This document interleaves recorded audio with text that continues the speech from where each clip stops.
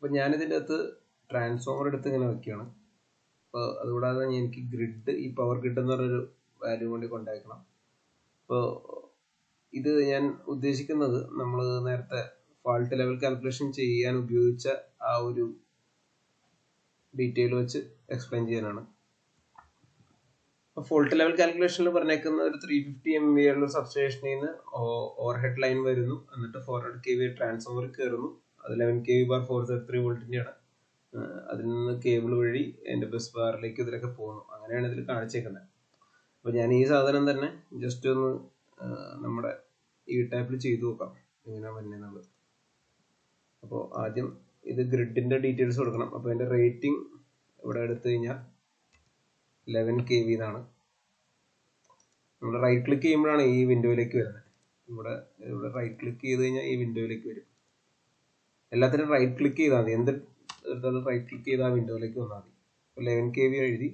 എൻ്റെ short circuit rating 350 MVA എന്ന് പറഞ്ഞാൽ നമ്മൾ എഴുതിയിട്ടുണ്ട്. അപ്പോൾ ഇത്ര സാധനം ഞാൻ അവിടെ എഴുതി. ഇനി അതിന് ശേഷം നമുക്ക് ഇവിടെ കേബിൾ എന്നൊരു ഡീറ്റെയിൽ ഉണ്ട്. കേബിൾ ഇതിൻ്റെ അകത്തേക്ക് എടുത്തിടാം.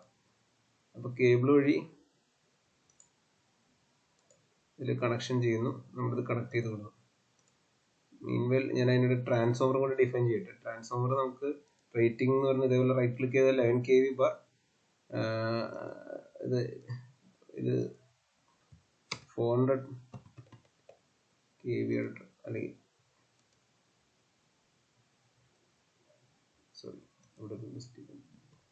0.4 MV ട്രാൻസ്ഫോമർ, അതായത് 400 kVA എന്ന് പറയുന്നത് 0.4 MV ആണ്. 400 kVA. അപ്പോൾ ശരിയായി. അപ്പോൾ അത് കൊടുക്കുന്നു. പിന്നെ ബാക്കി നമുക്ക് ഡാറ്റ ഒക്കെ അവൈലബിൾ ആണെങ്കിൽ പെർസെൻറ്റേജ് ഇംപെഡൻസും നമുക്ക് പ്രൊവൈഡ് ചെയ്യാം. 5% ആണ് ജനറലി വരാറുള്ളത്. അങ്ങനത്തെ ഡീറ്റെയിൽസ് എല്ലാം നമുക്ക് ഇതിൽ പ്രൊവൈഡ് ചെയ്യാം. അത് നമ്മുടെ ട്രാൻസ്ഫോമർ മാനുഫാക്ചറിൻ്റെ കയ്യിൽ നിന്ന് നമുക്ക് അവൈലബിൾ ആയിട്ട് കിട്ടും. ടാപ്പ് ചേഞ്ചിങ്ങിനുള്ള ഓപ്ഷൻ ഉണ്ട്, ഗ്രൗണ്ടിങ്ങിൻ്റെയും അതിൻ്റെ സൈസിങ്, അങ്ങനെയുള്ള ഡീറ്റെയിൽസ് എല്ലാം ഓപ്ഷൻസ് നിറയെ ഉണ്ട്. അവർക്കല്ലാതെ പോയി ഞാൻ കൂടുതൽ കാര്യങ്ങൾ ചെയ്യുന്നില്ല. നമുക്ക് ജസ്റ്റ് ഇതിൻ്റെ ഒരു ട്രയൽ നോക്കാൻ വേണ്ടിയാണ് ഞാൻ ഇത് ഉപയോഗിക്കുന്നത്. ഓക്കെ കൊടുത്തു. അപ്പോൾ ട്രാൻസ്ഫോമറായി. ഇനി നമ്മൾ കേബിൾ സെലക്ട് ചെയ്യണം. കേബിൾ ഓൾറെഡി ഞാൻ നേരത്തെ സെലക്ട് ചെയ്തിട്ടു. അപ്പോൾ അതിൻ്റെ അകത്ത് ഫിസിക്കൽ അങ്ങനെ കുറേ ഡീറ്റെയിൽസ് ഉണ്ട്. ഇംപെഡൻസ്, സൈസിങ് എന്നൊക്കെ പറഞ്ഞ ഡീറ്റെയിൽസ് കിടക്കുന്നുണ്ട്.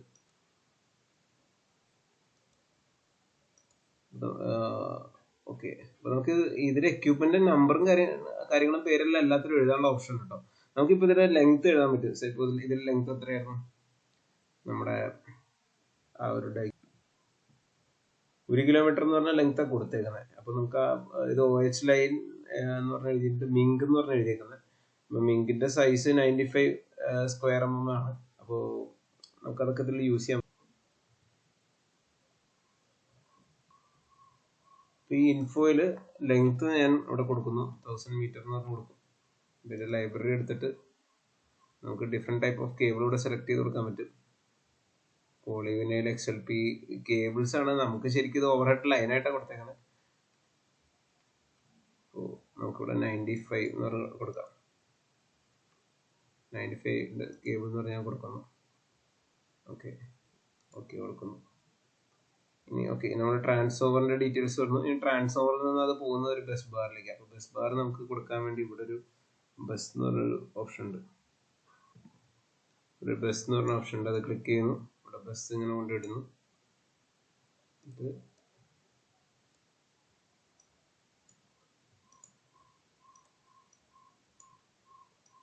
നമുക്കിങ്ങനെ നീട്ടി വരയ്ക്കാനൊക്കെ പറ്റും. നമുക്ക് ഡയറക്റ്റ് ക്ലിക്ക് ചെയ്ത് നീട്ടി വയ്ക്കാൻ പറ്റും. ബസ്സിൻ്റെ അകത്തേക്ക് ഇത് കണക്ട് ചെയ്യുന്നു. ഓക്കെ. അപ്പോൾ നമ്മുടെ ഓൾമോസ്റ്റ് ആ ഫിഗർ പോലെ വരുത്താനാണ് ഞാൻ ഉദ്ദേശിക്കുന്നത്. ഇത് ഞാൻ കുറച്ച് ഇങ്ങോട്ട് നീട്ടും. അപ്പോൾ ഇവിടെ ആക്ച്വലി കേബിളായിരുന്നു വേണ്ടിയിരുന്നത്. അപ്പോൾ അവിടെയും കേബിൾ ആക്കാം. നമുക്ക് ഇവിടെ കേബിൾ എടുക്കുന്നു, കേബിൾ ഇവിടെ കൊണ്ടിടുന്നു, ഇങ്ങോട്ട് നീക്കി വയ്ക്കുന്നു. ലുക്കൊന്നും വലിയ കഥയൊന്നുമില്ല, പക്ഷെ ലുക്ക് ആക്കിയാൽ നല്ലതാണ്.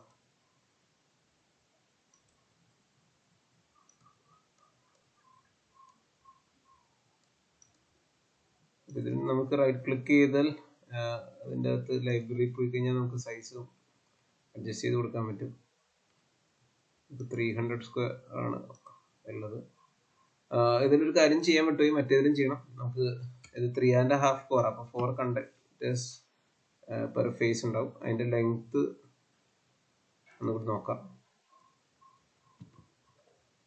ലെങ്ത് 10 മീറ്റർ ആണ് ഇതിൽ പറഞ്ഞേക്കുന്നത്. അപ്പൊ 10 മീറ്റർ 2 runs 3.5 എന്ന് പറഞ്ഞ 3.5 300 എന്ന് പറഞ്ഞ കിടക്കുന്നത്. അപ്പോൾ 4 കണ്ടക്ടേഴ്സ് എന്ന് പറഞ്ഞ് കൊടുത്തു. നമുക്ക് ഇങ്ങനെ ഓപ്ഷൻസ് സെലക്ട് ചെയ്യാനുള്ളതുണ്ട്.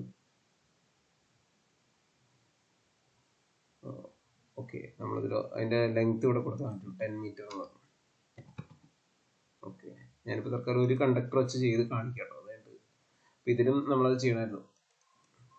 ഇതൊരു നമ്പർ ഓഫ് കണ്ടക്ടേഴ്സ് അല്ലെങ്കിൽ നമ്പർ ഓഫ് ഫേസ് 3 ഫേസ് ആണ് ഇത് കൊടുക്കണം. അതായത് ഇത് HT സൈഡിലെ കേബിൾ, ഇത് LT സൈഡിലെ കേബിൾ, രണ്ടും കൊടുത്തു. ബസ് ബാറിന്റെ ഡീറ്റെയിൽസിൽ നമുക്കിനി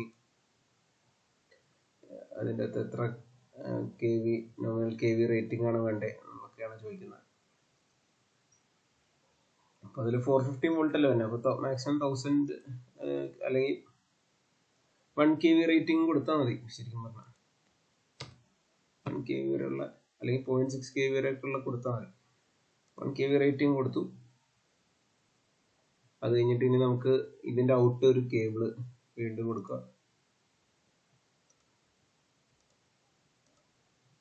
കേബിളിൽ നിന്ന് നമുക്കൊരു മോട്ടർ എന്തെങ്കിലും കൊടുക്കാം.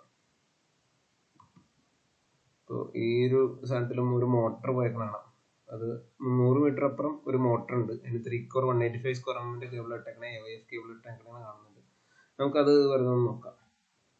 ഇവിടെ നമുക്ക് ഇൻഡക്ഷൻ മോട്ടറൊക്കെ ഇവിടെ ഇതിൽ അവൈലബിൾ ആണ്. നമ്മൾ നോക്കിയെടുത്താൽ ഇവിടെ M എന്ന് പറഞ്ഞ കിടക്കുന്നുണ്ട് ഇൻഡക്ഷൻ മോട്ടർ. അതിവിടെ കൊണ്ടിടുന്നു.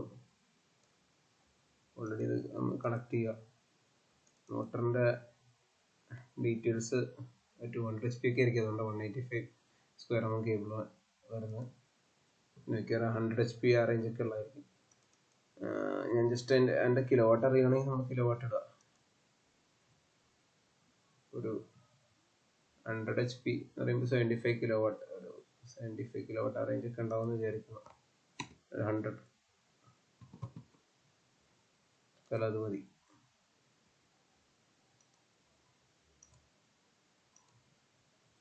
ഓക്കെ കൊടുക്കുന്നു. 5 കിലോ വാട്ട് എന്ന് പറഞ്ഞാൽ പോയി 75 ആയിരുന്നു.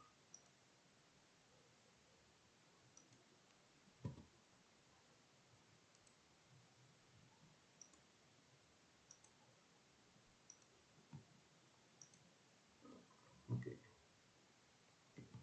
അപ്പോൾ 75 കിലോ വാട്ടിന്റെ മോട്ടറും കൊടുത്തിട്ടുണ്ട്. അപ്പോൾ അത്യാവശ്യം കൊടുക്കാനുള്ള ഡീറ്റെയിൽസ് എല്ലാം കൊടുത്തു. ഇനി ശരിക്കും നമ്മൾ ചെയ്യേണ്ടത് ഇതിൽ 2-3 വിൻഡോസ് ഉണ്ട്. അപ്പോൾ അതിൽ ലോഡ് ഫ്ലോ ക്ലിക്ക് ചെയ്ത് കഴിഞ്ഞാൽ അതിൻ്റെ കേബിൾ ലെങ്ത് ഇവിടെ കൊടുക്കാൻ പറ്റുന്നുണ്ടായിരുന്നു. നമ്മുടെ മോട്ടറിലേക്കുള്ള കേബിൾ ലെങ്ത് ഇവിടെ കൊടുത്തു. അതിൻ്റെ സൈസ് കൊടുക്കാൻ ഉണ്ടായിരുന്നു. അപ്പോൾ ലൈബ്രറി പോയിട്ട് 185 കൊടുത്തു. Number of phase 3. ഈ സാധനങ്ങൾ അതിൻ്റെ അകത്ത് കൊടുക്കാൻ പറ്റുകയോ. ശരിക്കും നമ്മൾ ഇതിൽ ക്ലിക്ക് ചെയ്താൽ നമുക്ക് ഇവിടെ ഈ സൈഡിലെ വിൻഡോ ഇങ്ങനെയായിട്ട് വരും. ഇപ്പോൾ റൺ ലോഡ് ഫ്ലോ എന്ന് പറഞ്ഞു കൊടുത്തു കഴിഞ്ഞാൽ നമുക്ക് ഇപ്പം ഇതിലൊരു എറർ കാണുന്നുണ്ട്. എറർ എന്താണെന്ന് വെച്ചാൽ ട്രാൻസ്ഫോമറിന്റെ positive sequence expire equal to 0 എന്ന് പറഞ്ഞാൽ കൊടുത്തേക്കുന്നത്. അപ്പോൾ അത് നമുക്ക് എഡിറ്റ് ചെയ്യാം. നമ്മൾ ട്രാൻസ്ഫോമർ എടുക്കുക. അതിൻ്റെ impedance expire ratio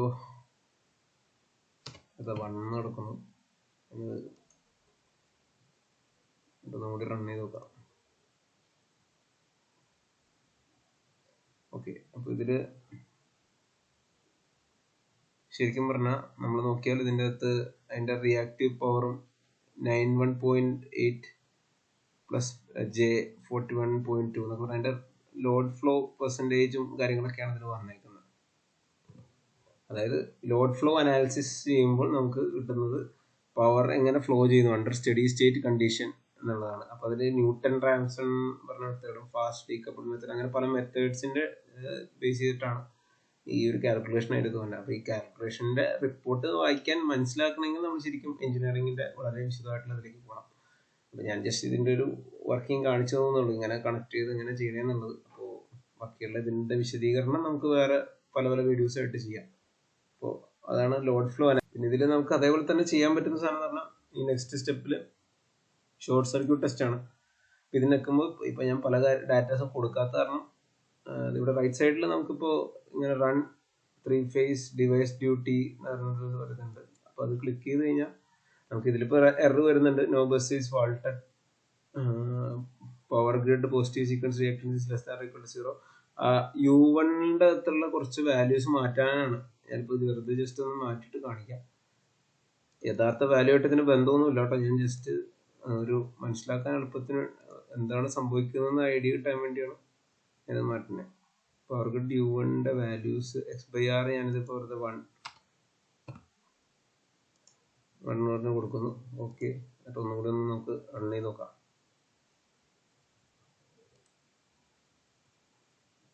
no bus is faulted. Okay, ഇത് ബസ് ഫാൾട്ട് ചെയ്ത് കൊടുക്കണം. നമ്മൾ ഏതെങ്കിലും ഒരു എർത്ത് ചെയ്ത് കൊടുക്കാനുള്ള ഒരു സംഭവമാണ് അവർ ചെയ്യുന്നത്. ഓക്കെ, അതുപോലെ തന്നെ ആർക്ക് ഫ്ലാഷ് ടെസ്റ്റ് ഉണ്ട്, അതേപോലെ തന്നെ ഇവിടെ തന്നെ ഉള്ളത്. ഇതിൽ റൺ ആർക്ക് ഫ്ലാഷ് ടെസ്റ്റ് എന്ന് പറഞ്ഞു കൊടുക്കും. ജസ്റ്റ് നമുക്ക് പേര് എന്തെങ്കിലുമൊക്കെ ഇട്ട് കൊടുക്കാം. ഇത് നോ ബസ് ഈസ് ഫാൾട്ടഡ്. ഇത് രണ്ടിലും, അതായത് നമ്മളൊരു ഫാൾട്ട് ഇതിൻ്റെ അകത്ത് ക്രിയേറ്റ് ചെയ്തിട്ട് വേണം നമ്മുടെ ഇത് ടെസ്റ്റ് ചെയ്യാൻ വേണ്ടിയുള്ളത്. ഓക്കെ, അപ്പോൾ നമ്മൾ ടെസ്റ്റ് ചെയ്യുമ്പോൾ അതിൻ്റെ അകത്ത് ലോഡ് ഫ്ലോ ഡീറ്റെയിൽ വന്ന പോലെ തന്നെ നമ്മുടെ ഫാൾട്ട് ലെവൽ ഡീറ്റെയിൽസ് അതിനകത്ത് വരും. ഓക്കെ, അപ്പോൾ നമ്മുടെ എറർ മാറ്റാൻ വേണ്ടി ഇതാ ജസ്റ്റ് ഇവിടെ റൈറ്റ് ക്ലിക്ക് ചെയ്തിട്ട് ഇവിടെ നമുക്കൊരു എറർ ഉള്ളൂ, അവിടെ ഫോൾട്ട് എന്ന് പറഞ്ഞ് കൊടുക്കുക. എന്നിട്ട് ഒന്നുകൂടി അനലൈസ് ചെയ്ത് കൊടുക്കുക. കണ്ടോ, ഇപ്പം ഇതിൻ്റെ അകത്ത് കാണാം നമ്മുടെ എത്ര ഫോൾട്ട് ലെവലാണ്. 5.11 KA എന്ന് പറഞ്ഞ ഫോൾട്ട് വരും. ഇവിടെ എത്ര ഫോൾട്ട് എന്നുള്ള ഓരോ സ്ഥലത്തെ ഫോൾട്ട് നമുക്ക് കൃത്യമായിട്ട് ഇതിൽ അറിയാൻ പറ്റും. ഞാൻ സൂം ഇൻ ചെയ്തുകൊണ്ട് 0.4 ഓരോന്നും കൃത്യമായിട്ടുള്ള ഒരു ഫോൾട്ട് ലെവൽ ഇതിൻ്റെ അകത്ത് കാണിച്ചിട്ടുണ്ട്. ഇത് KA ആണ്, കിലോ ആംബർ. ഇവിടെ 5.11 KAയുടെ ബസ് ബാർ ആണ്. അല്ലെങ്കിൽ അവിടെ ഫോൾട്ട് വരുമ്പോൾ അവിടെ എത്ര മിനിമം ഫോൾട്ട് വേണം, ഫോൾട്ട് ലെവലുള്ള സാധനം വേണം എന്നുള്ളത് അതിൽ കൊടുത്തിട്ടുണ്ട്.